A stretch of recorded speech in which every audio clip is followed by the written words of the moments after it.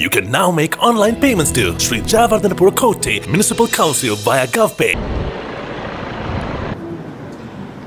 சபை நடவடிக்கைகளுக்கு இடையூறாக இருக்கக்கூடாது. குறிப்பாக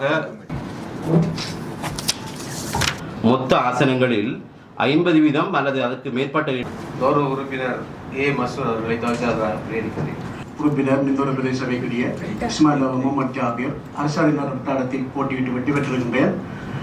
அம்ஜத் அலி முன்மொழிந்த கியாஸ் ஆதம் அவர்களை இந்த கௌரவ சபையின் தவிசாளராக நான் அதை ஆமோதிக்கின்றேன்.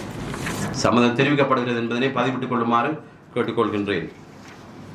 நானும் சம்மதம் தெரிவிக்கிறேன். ஏற்றுக்கொள்ளப்படுகிறது. இருவரும் சம்மதம் தெரிவித்ததன் அடிப்படையில் நிந்தவூர் பிரதேச சபைக்கான கௌரவ தவிசாளர் தெரிவை ரகசியமாகவா அல்லது பகிரங்கமாகவா இந்த சபை அனுமதிக்க வேண்டும் என்பது தொடர்பில் தங்களுடைய கருத்துக்களை கூறிக்கொள்ளுமாறு கேட்டுக்கொள்கின்றேன்.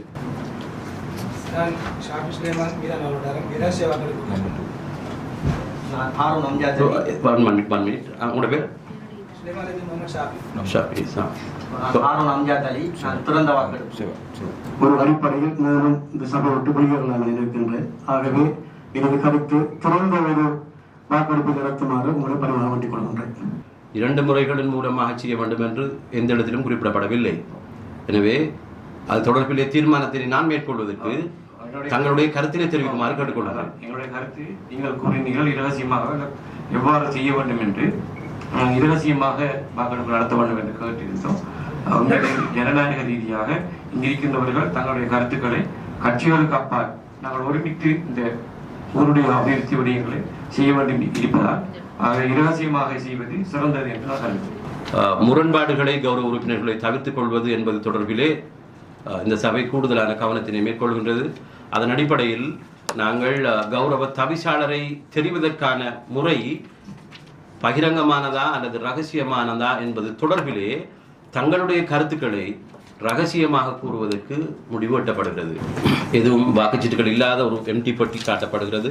உரிய முறையிலே அந்த பட்டியலில் இட்டுக் கொள்ளுமாறு கேட்டுக்கொள்ளப்படுகின்றீர்கள். வாக்குகளை ஏனைய கௌரவ உறுப்பினர்களுக்கு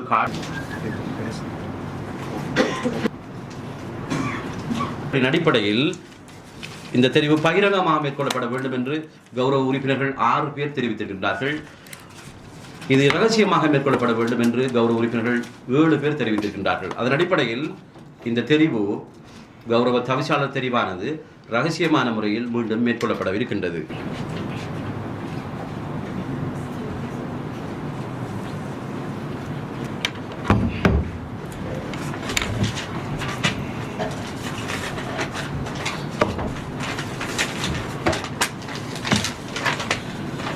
நிந்தவூர் பிரதேச சபைக்கான கௌரவ தவிசாளர் தெரிவு.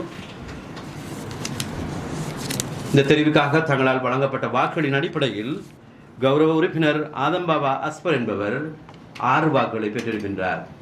அவரோடு போட்டியிட்ட ஆதம் லெபே ரியாஸ் ஆதம் அவர்கள் 5 வாக்குகளை பெற்றிருக்கின்றார்.